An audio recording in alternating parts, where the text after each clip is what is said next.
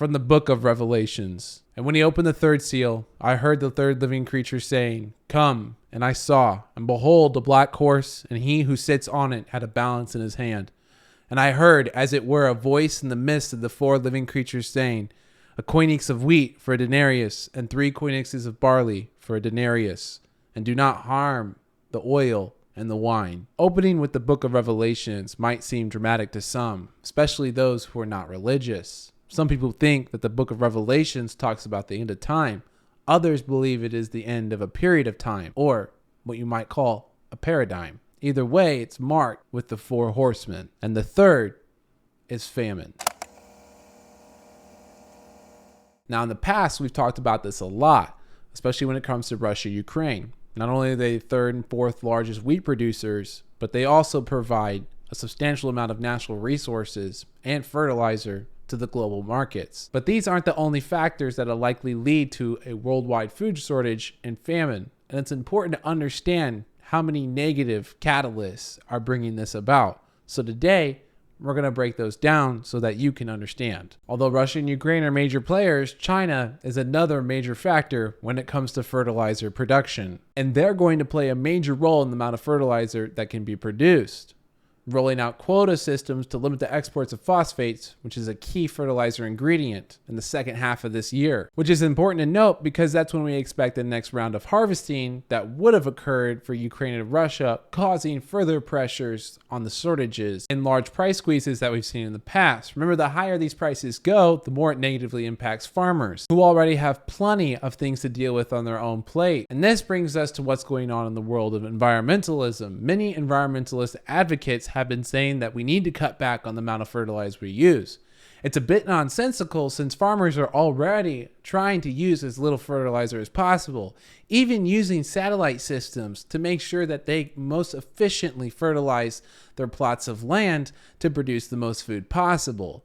But many politicians are stepping in and saying that this is not enough. But they're not thinking about what occurs when they do this. If you start putting more pressures on these farmers who are already struggling, many are going to go out of business, which is going to cause a lack of food production in many countries all around the world who not only need it for their own people, but to also export it to other countries who produce far less food of their own. And Canada isn't the only country that's taking this stance. We've seen protests all over the world, including Norway and Denmark, where the restrictions actually go far above and beyond just fertilizer, but also a cutback in the amount of livestock that the farmers can keep. And every month, the list continues to grow. Now also in Italy, Spain, Poland, Germany, you can see that a lot of these are in the European nations. So the big question is, why are the politicians doing this? Millions, hundreds of millions of people are already struggling to buy food, and now prices are going to rise even more with more shortages, meaning that lots of people are going to starve and there'll be widespread famine,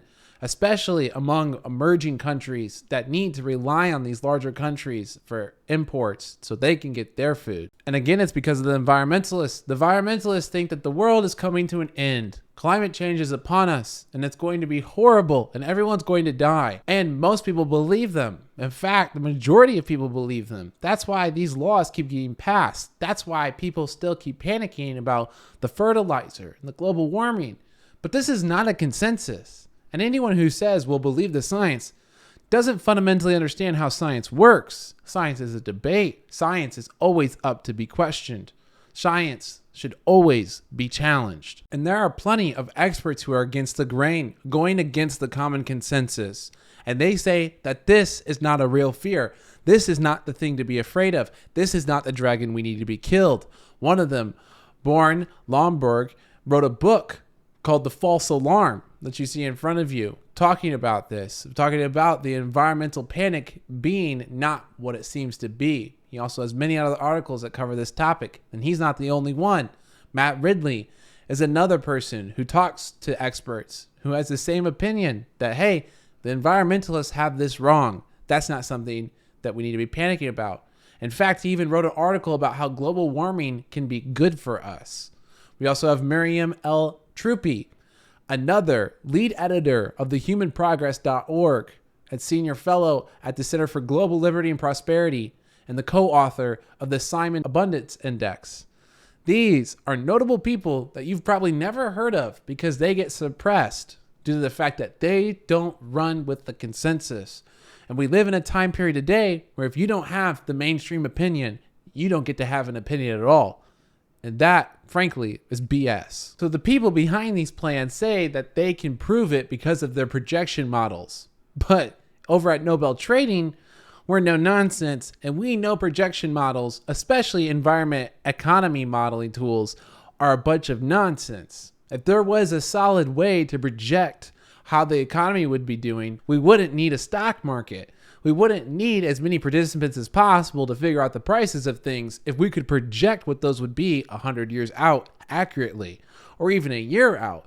You would have banks never losing trades. You would have companies never having to have analyst teams to figure out what prices would be year over year. And we would know what was coming 10 years ahead. Obviously, none of these things have ever been true for anything that we've ever done as humans because those factors are too complex for us to predict, which is why we created something like the stock market. Projection models inherently cannot be used to fully support a thesis, as they've never been previous to this time period where we suddenly want to believe that they're so accurate and we are all knowing, and therefore we must cause starvation across massive populations all over the world. And you might say, well, that's a bit hyperbolic. That's not actually what they're trying to do. But the Deloitte consultants are very clear that this is actually what they mean, creating many PowerPoints discussing how the system cannot continue with the way it's currently functioning, and that the only way out is by sacrificing some of the poor people today so that many more won't starve in the future. And a lot of those future projections are based off economic environmental models that we can already assume are likely not correct because it's impossible to project so far forward into the future. We do, however, know that there is a lot of starvation that will occur anyways without the extra environmental pressures. The UN is already projecting 150 million more people to reach famine in the coming year. And those projections are based solely off the Russia-Ukraine conflict and COVID shortages. They don't factor in the extra environmental pressures that politicians are laying on and causing further damage to these populations. So play a game with me right now. Imagine that you're one of the Avengers. You're a superhero.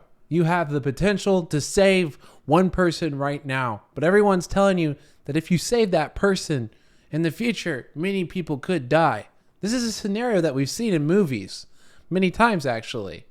So what decision is made? The decision is made to save the person in front of you and to tackle the future when it comes. But the government is stepping in and saying, no, we must handle this now because we won't be able to handle it later. Even though a look at history will say that we always rise to the challenge and overcome with innovations that we've done many, many times before throughout history. Now they want to make the decision and say, no, this time we can't. But that's just based off the projections that we already know could be very inaccurate. Remember, when it comes to projections, the further out you go, the more inaccurate it likely is.